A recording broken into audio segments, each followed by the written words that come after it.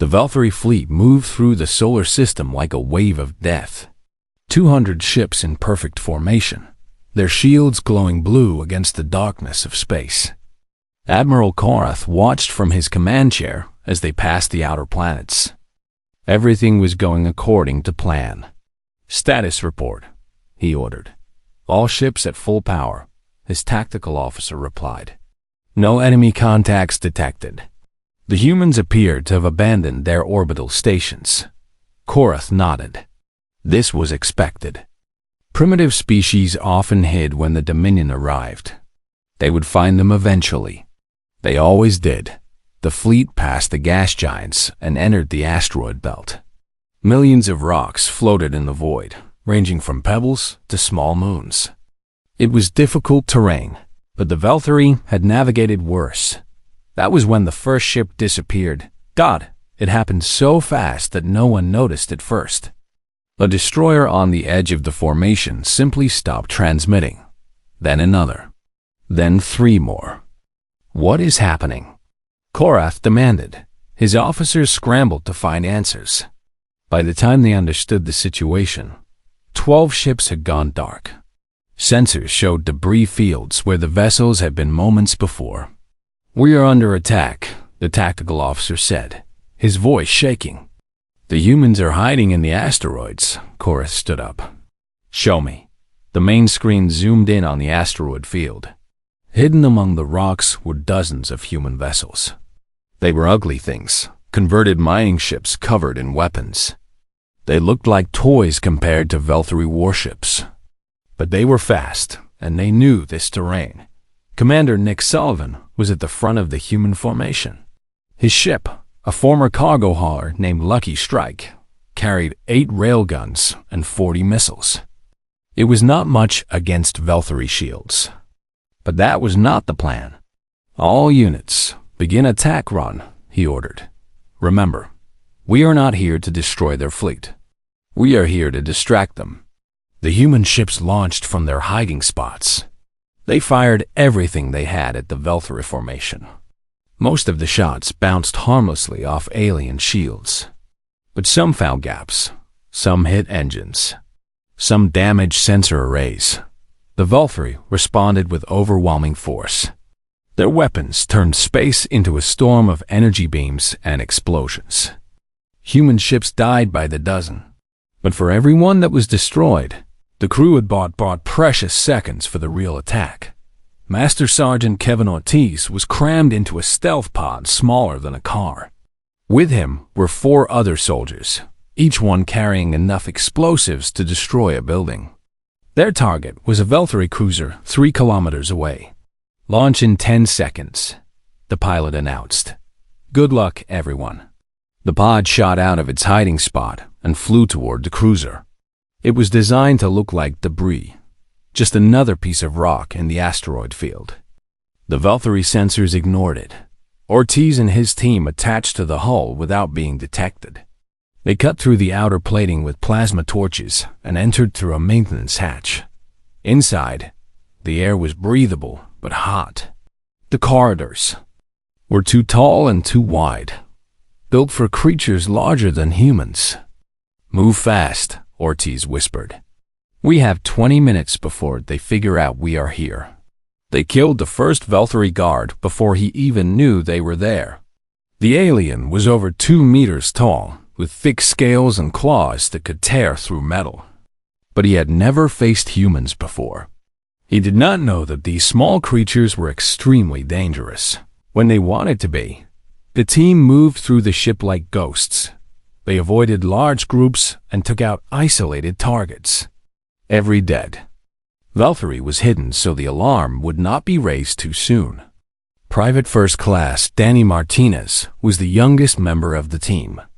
He was 22 years old and had joined the Army right out of high school. He had never expected to be fighting aliens on a spaceship. But when his sergeant gave orders, he followed them.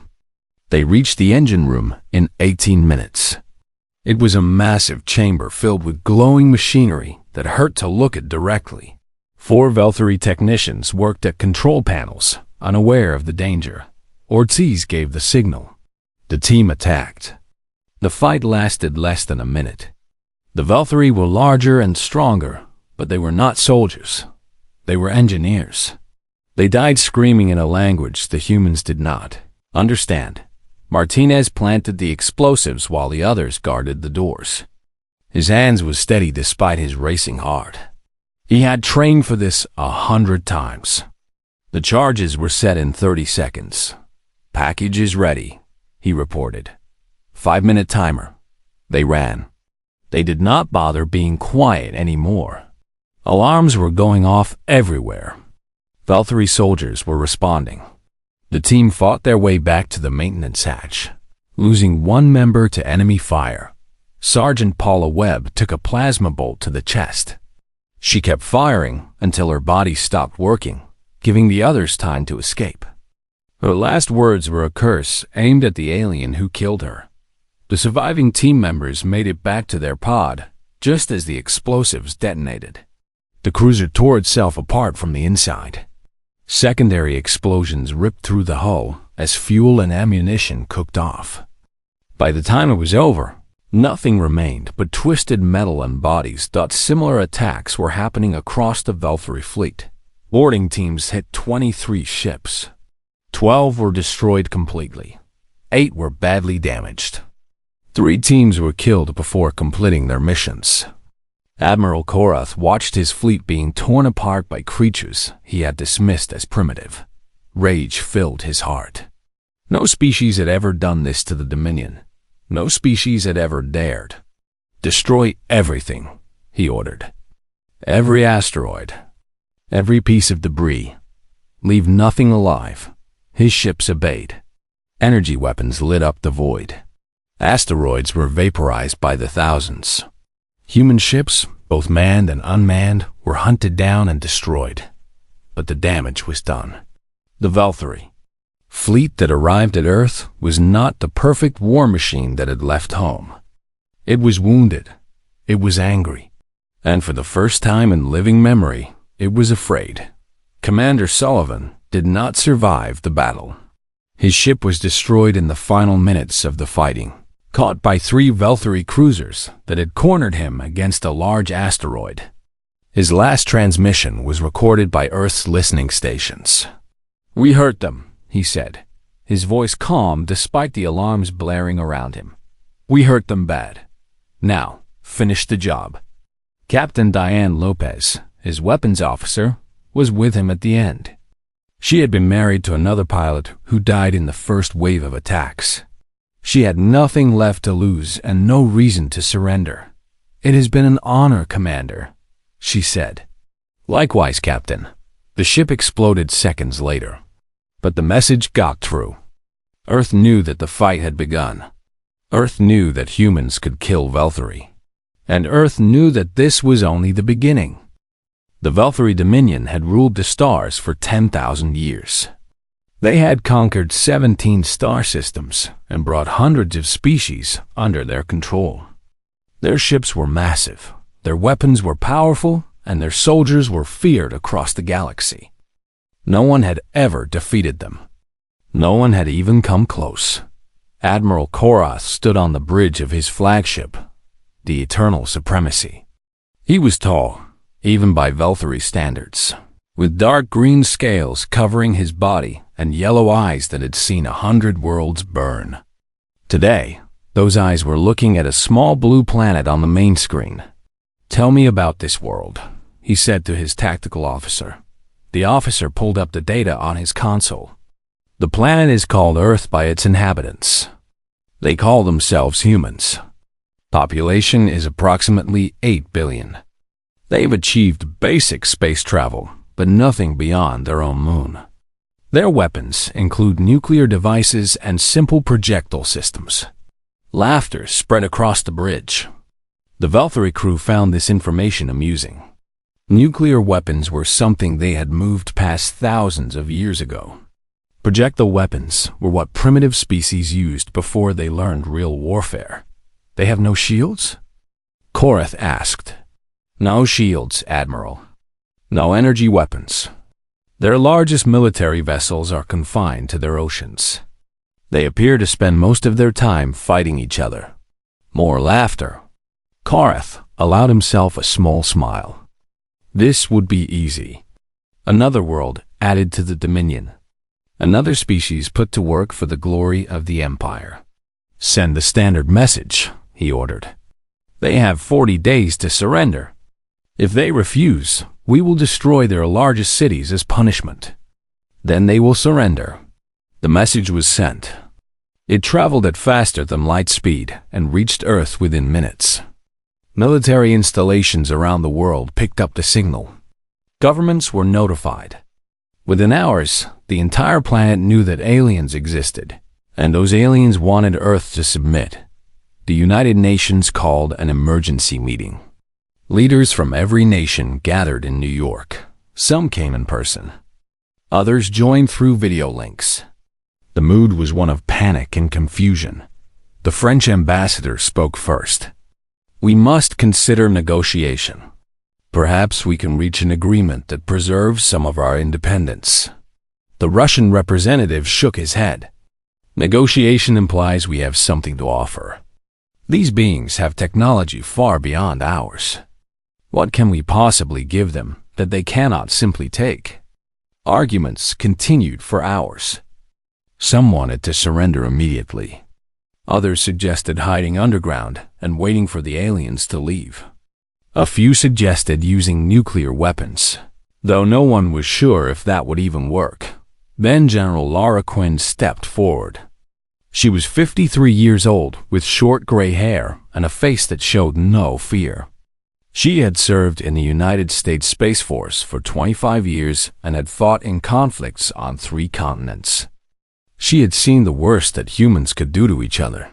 She was not impressed by aliens with big ships. "May I speak?" she asked. The room fell silent. Everyone knew who she was. Everyone respected her. "We have 40 days, she said. 40 days to prepare. 40 days to show these creatures what happens when you threaten humanity." "General," the British representative said carefully, "their technology is centuries ahead of ours. Perhaps thousands of years ahead. How can we possibly fight them?" Quinn walked to the main screen and pulled up images from the alien message. The Valkyrie ships were indeed impressive. Massive constructions of metal and energy that made human vessels look like toys. "They are strong," she admitted. "They are advanced. But they have made a mistake. They told us exactly what they want and when they are coming. They expect us to be afraid.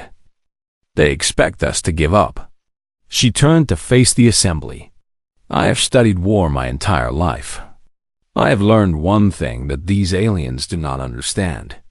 Technology wins battles. Determination wins wars." The Chinese general, a man named Wei Ping, nodded slowly. "What do you propose?"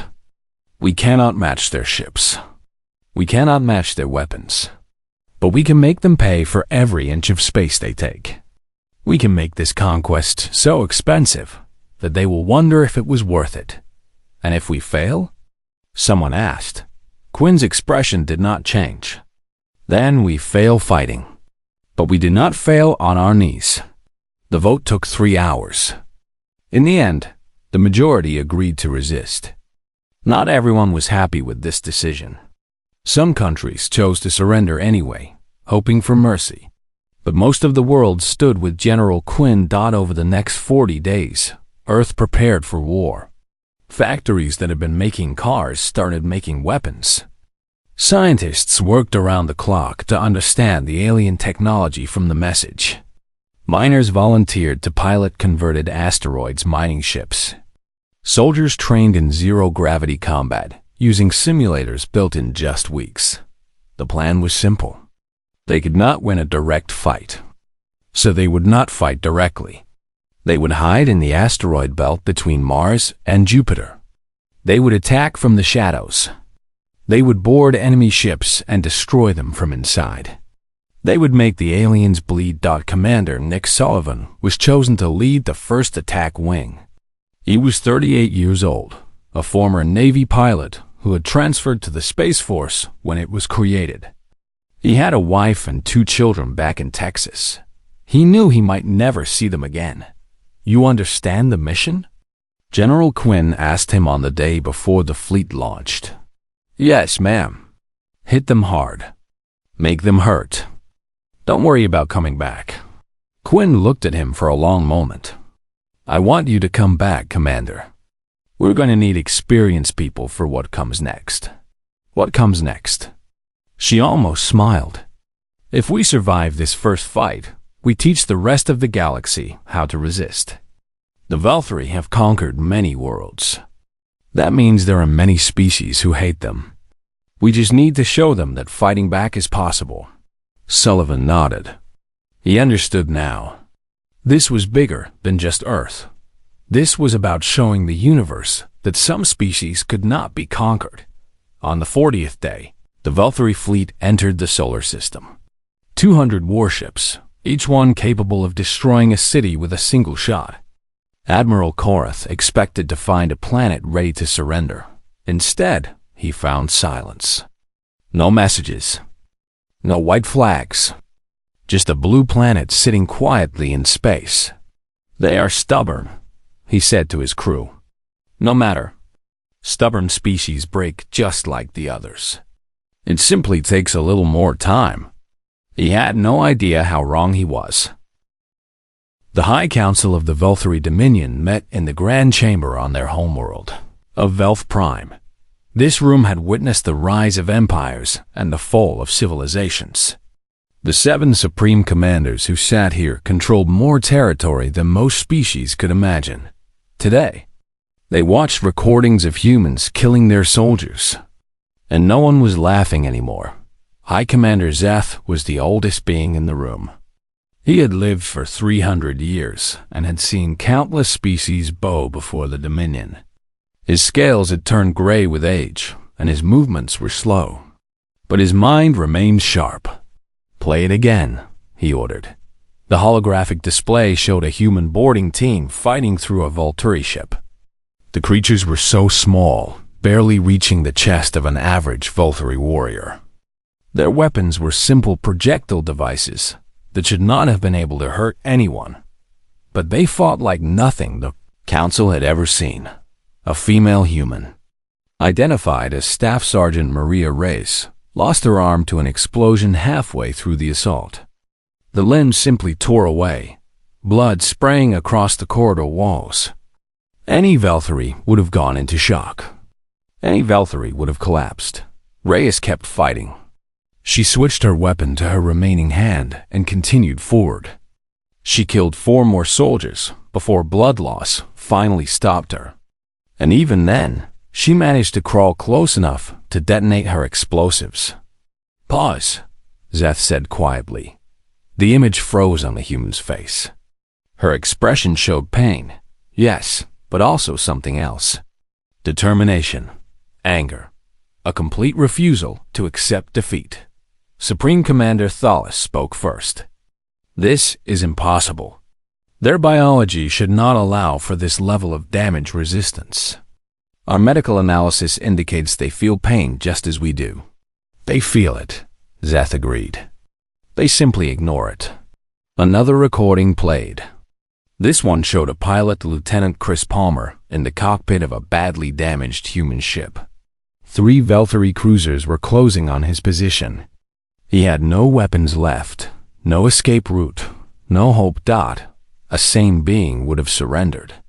The Dominion did take prisoners sometimes, especially when they wanted to study new species. Palmer could have lived. Instead, he aimed his ship at the nearest cruiser and accelerated to maximum speed. The last transmission was recovered by Valkyrie intelligence. "Tell my kids I love them," he said. Then he hit the cruiser at nearly 1/10 the speed of light. The explosion destroyed both vessels. The cruiser broke apart, killing over 2,000 crew members. All because one human chose death over surrender. Supreme Commander Dravik shook his massive head. "This is not combat. This is madness." "No," Zeth said. "This is humanity." He gestured for the military analyst to step forward. The young officer was nervous. He had been assigned the task of explaining why the Dominion's supposedly simple conquest had become a disaster. "Tell them what you found," Zeth ordered. The analyst cleared his throat. "Honored commanders, I have spent the past month studying human history and psychology. What I found disturbed me greatly." He pulled up a timeline on the main display. "In the past 10,000 years, how many major wars has the Dominion fought?" 47, Talos answered. "All victories." "Correct." "In the same period, humanity has fought over 15,000 wars against each other." The council stared at the numbers in disbelief. "They have never known peace," the analyst continued. "Every generation experiences conflict. Every family has members who have fought. Their entire species has been shaped by constant warfare." "Then they should have destroyed themselves," Dravik said. "Species that fight this much do not survive. That is what our models predicted. But humans adapted. They became extremely good at war. They developed weapons capable of destroying their entire civilization, yet they never used them against each other. They walked right up to the edge of extinction multiple times, but they always stepped back." The analyst showed more recordings. These were not from the current conflict, but from human history. Soldiers charging into machine gun fire. Pilots crashing their planes into enemy ships. Rebels fighting against armies 10 times their size. "They call this many things," the analyst said. "Courage, sacrifice, duty. We have similar concepts, but not to this degree. For humans, dying for a cause is considered one of the highest honors. They even celebrate those who die fighting." Supreme Commander Valeth, who had remained silent until now, finally spoke. "How do you defeat an enemy that does not fear death?" "I do not know, Commander. Our standard tactics assume that enemies want to survive. Humans want to survive too, but they want something else more. They want to win." Zeth stood slowly, his old bones protesting the movement. He walked to the main display and looked at the frozen image of Maria Reyes, her face covered in blood, but her eyes still burning with defiance. "We have made a terrible mistake," he said. "We saw a primitive species with limited technology. We assumed they would break easily. We did not understand what we were facing. What are we facing?" Talos asked. Zeth turned to look at his fellow commanders. "The greatest threat the Dominion has ever encountered. Not because of their ships or their weapons. Because of what they are willing to do." He pulled up the current status of the invasion. Admiral Karath's fleet had reached Earth and established bombardment positions. Major cities had been destroyed. The human governments had surrendered. Victory should have been complete, but it was not. Not even close. Resistance cells were forming in every occupied territory. Humans who should have been broken were instead building bombs from household materials. Soldiers who should have surrendered were hiding in mountains and forests, waiting to attack. Even civilians were fighting, using nothing but rocks and kitchen knives when necessary. "We have occupied the surface for 3 weeks, the analyst reported. In that time, we have lost 800 soldiers. Not to organized military units, but to ambush, traps, suicide attacks. The humans call it guerrilla warfare. They have been doing it for thousands of years." The recording showed a Velthari patrol walking through a human city. Everything seemed calm. Citizens were going about their business. Then a building collapsed onto the patrol, killing everyone inside. The civilians were actually resistance fighters, who would spend 3 days weakening the building's supports. They sacrificed their own structure to kill 12 Velthari soldiers. They destroyed their own building? Dravik asked in shock. "They do not care about buildings," the analyst replied. "They care about killing us. And they are very, very good at it." Zeth returned to his seat. The weight of what he had learned pressed down on him like a physical burden. "We must reconsider our approach," he said. "This is not a standard conquest. If we continue as planned, we will eventually win. But the cost will be measured in millions of lives and centuries of time. Are you suggesting retreat? Dallas asked. I am suggesting we understand what we are dealing with before we commit ourselves further. These humans are different. Their homeworld is not just another planet to be conquered. It is a training ground for killers. Every man, woman, and child on that world has been shaped by an environment of constant conflict. They looked at the council with ancient, tired eyes. And now they have a new enemy to hate, us. The war ended not with a great battle, but with a simple calculation. High Commander Zeth stood before the full council, his old body trembling with the effort of remaining upright.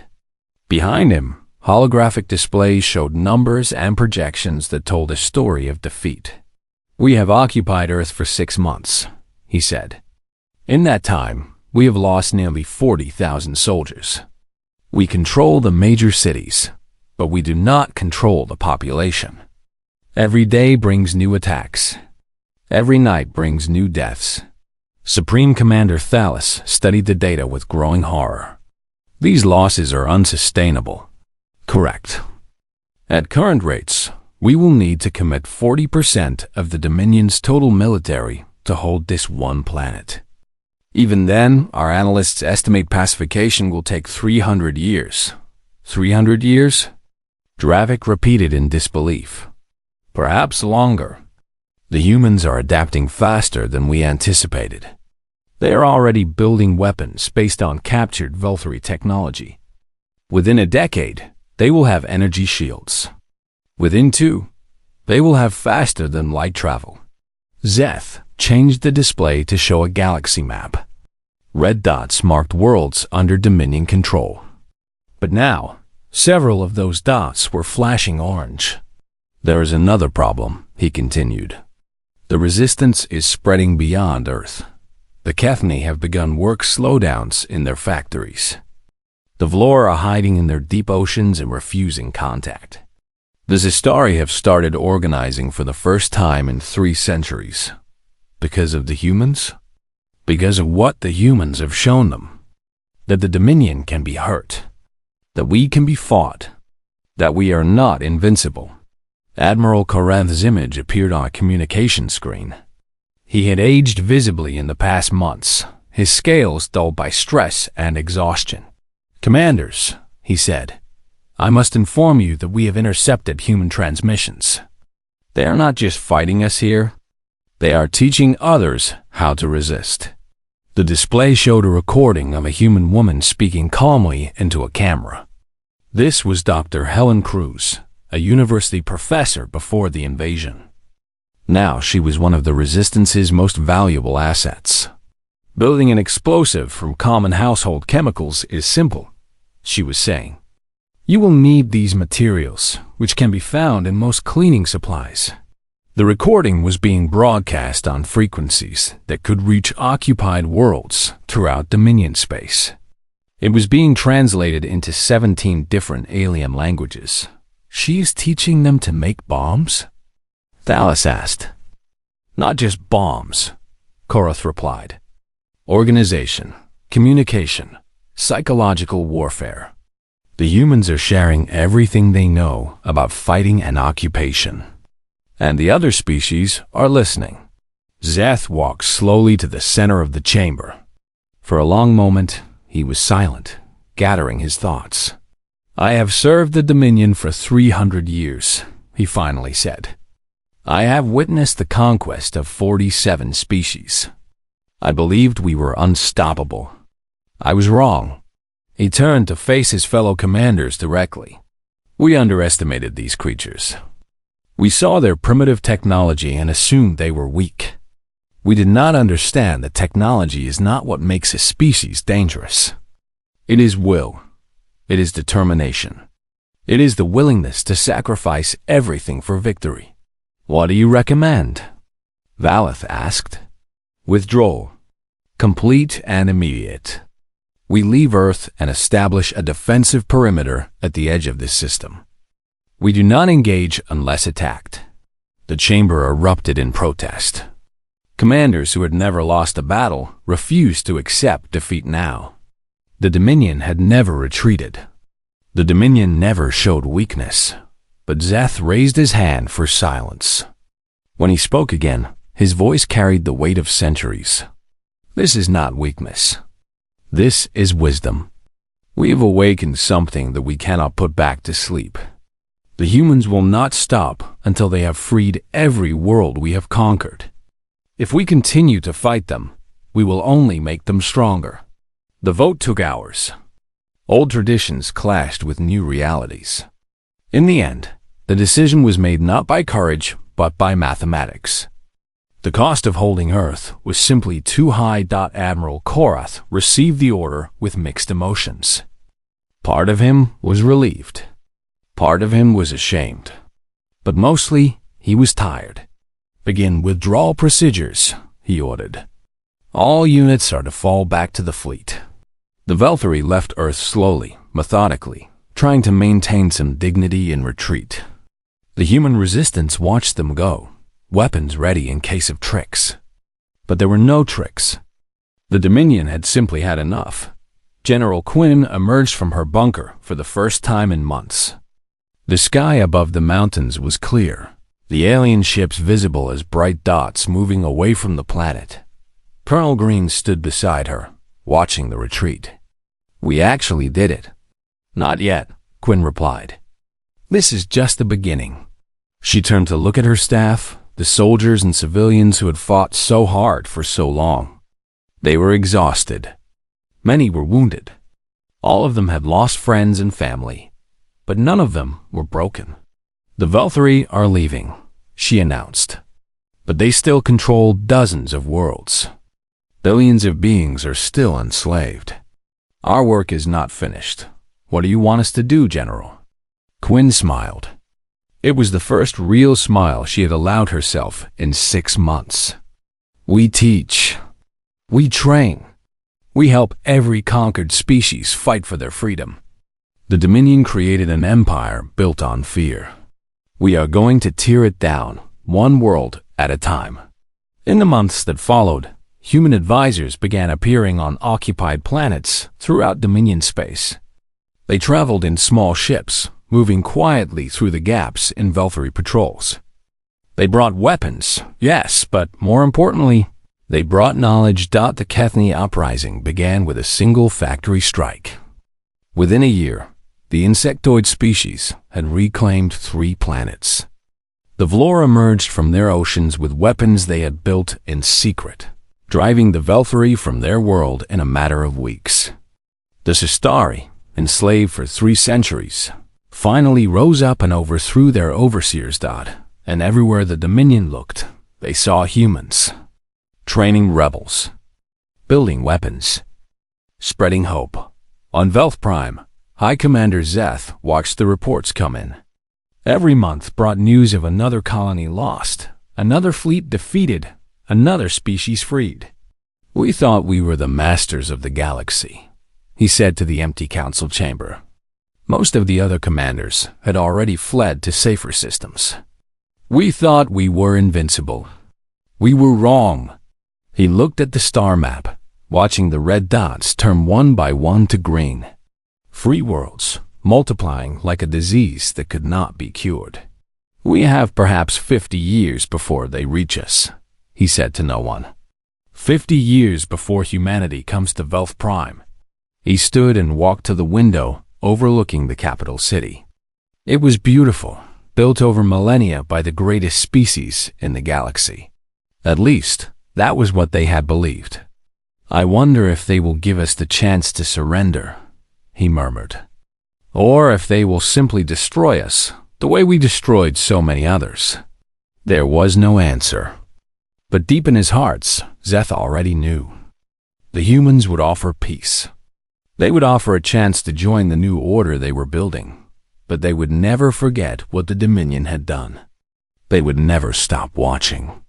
And if the Velthari ever threatened anyone again, the humans would return, not to conquer, not to enslave, but to end them.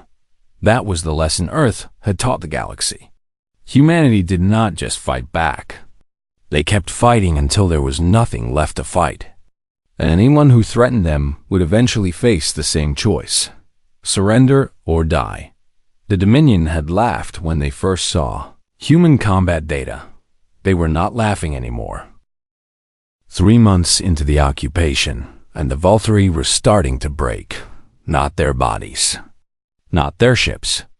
Their minds. Admiral Korath stood on the bridge of the Eternal Supremacy, staring at the blue planet below. He had conquered 7 worlds before Earth. All of them had submitted within weeks. Some had even welcomed their new rulers, grateful for the technology and order the Dominion provided. Earth was different. Earth would not stop fighting. "Daily report," he said, his voice flat. Commander Torvak, his aide, stepped forward with obvious reluctance. No one wanted to deliver reports anymore. The numbers were always bad. 53 soldiers killed yesterday, Torvak said. 12 vehicles destroyed. 2 supply convoys ambushed. We also lost a transport ship when a human flew a small aircraft directly into its engine intake. The pilot? Dead, obviously. The aircraft was loaded with explosives. It was not even a military vessel. Records indicate it was a private airplane, the kind humans use for recreation.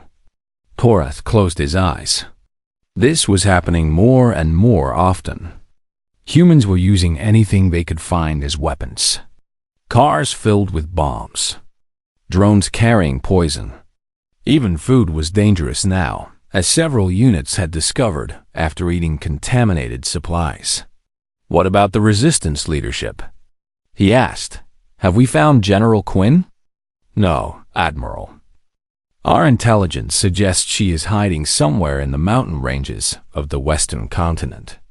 We have searched extensively, but the terrain is difficult, and the local humans protect her." "How?"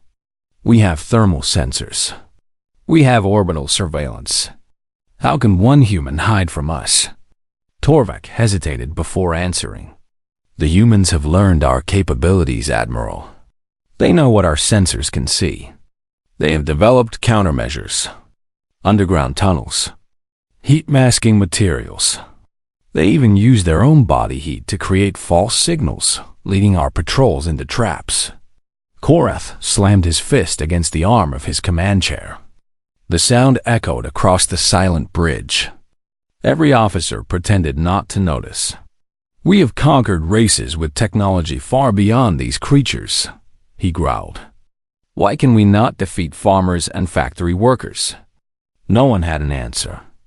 Deep beneath the Rocky Mountains, General Larver Quinn was holding a strategy meeting. The bunker had been built decades ago to survive nuclear war. Now, it was the headquarters of Earth's resistance. Around the table sat the surviving members of her command staff. Colonel Samuel Green handled operations. Major Linda Cross managed communications with resistance cells worldwide. Captain Raj Patel coordinated with the underground networks that supplied weapons and food. Status of the European cells? Quinn asked. Green pulled up a map on the holographic display. Red dots showed active resistance groups. There were hundreds of them. Berlin Group destroyed a Veltri checkpoint last night. 7 enemy killed. Paris Network successfully poisoned a water supply serving an occupation barracks. Moscow cell assassinated a high-ranking officer. Casualties? Heavy, as always. The Berlin Group lost 4 members. The Moscow team was caught during their escape. All 6 were executed. Quinn nodded slowly. This was the reality of their war. Every victory cost lives. Every attack brought retaliation. But they could not stop. The moment they stopped fighting, the Veltri would tighten their grip until resistance became impossible. "What about the message?" she asked, looking at Major Cross. Cross smiled for the first time in weeks. "It is spreading, General. We have confirmed reception in 3 Veltri-controlled systems. The Kethani are particularly interested." The message was simple. A recording of Quinn explaining guerrilla tactics. how to build weapons from common materials, how to organize cells that could not be traced, how to resist an occupation. It was not being broadcast to humans. It was being sent to the other species suffering under Velthari rule. The Dominion has conquered many worlds, Quinn had said in the recording. They tell you resistance is impossible. They tell you that their power cannot be challenged. They are wrong. We are proof. One small planet with no advanced technology is making them bleed. If we can do this, so can you. Captain Patel spoke up. We received a response from the Vlor last night. They want to know more about underwater ambush tactics. Apparently, the Velthari have trouble operating in deep ocean environments. Send them everything we have, Quinn ordered. Every manual, every technique. If they can tie down even one Velthari fleet, that is one less fleet available to attack Earth. This was the largest strategy. Earth could not defeat the Dominion alone. But the Dominion had many enemies, species that had been conquered and forced into servitude. If those species started fighting back, the Velthari would have to spread their forces thin. On the surface, the occupation continued. Velthari patrols walked through human cities, weapons ready. They trusted nothing and no one. Every shadow could hide an attacker. Every friendly face could belong to a bomber. Private George Patterson was 72 years old. He had worked construction his entire life before retiring to a small house in Ohio. When the Velthari landed, he had watched them kill his neighbors for resisting. That was when he decided to fight. Patterson did not look like a threat. He was old and slow, with white hair and a limp from a work accident 30 years ago. The Velthari soldiers saw him and dismissed him as harmless. That was their mistake. He had spent 2 weeks preparing the building, cutting support beams at night, removing key structural elements, placing explosives stolen from a construction site where they would do the most damage. When the Velthari patrol entered to search for resistance fighters, Patterson was waiting in the building next door. He watched through a window as 12 soldiers walked inside. Then he pressed a button. The building came down like a falling giant. Concrete and steel buried the patrol before they could even scream. Patterson watched the dust cloud rise into the air, feeling nothing but cold satisfaction. He did not try to run. He knew they would find him. When the Velthari soldiers came, he was sitting on his porch, drinking coffee. "You did this?" the squad leader demanded. Patterson looked up at the alien with calm eyes. "Yes. Why?" "You will be executed for this." The old man smiled. It was not a pleasant expression. "I am 72 years old. I have cancer. I was going to die anyway. But I wanted to take some of you with me." The Velthari shot him where he sat. But his story spread through the resistance networks within hours. An old man with nothing to lose had killed 12 enemy soldiers. If he could do it, anyone could. Admiral Korath received the report that evening. Another ambush. Another dozen soldiers dead. Another human willing to sacrifice everything for a chance to hurt the Dominion. "How many of them are there?" he asked quietly. Torvik checked the records. 8 billion humans on this planet, Merle. Approximately 6 billion still alive after our initial bombardment. 6 billion. And every single one of them could be an enemy. Every single one of them could be building a bomb or sharpening a knife or planning an ambush. Korath finally understood what the High Council had tried to tell him. This was not a war they could win. Not with the forces he had. Not with any forces the Dominion could send. "Contact the High Council," he ordered. "Tell them we need to discuss alternatives." For the first time in his long career, Admiral Korath was considering retreat. Not because he had lost battles. Not because his fleet was destroyed. But because he had finally realized that some species could not be conquered. Some species would rather die fighting than live as slaves. And humans were exactly that kind. of species.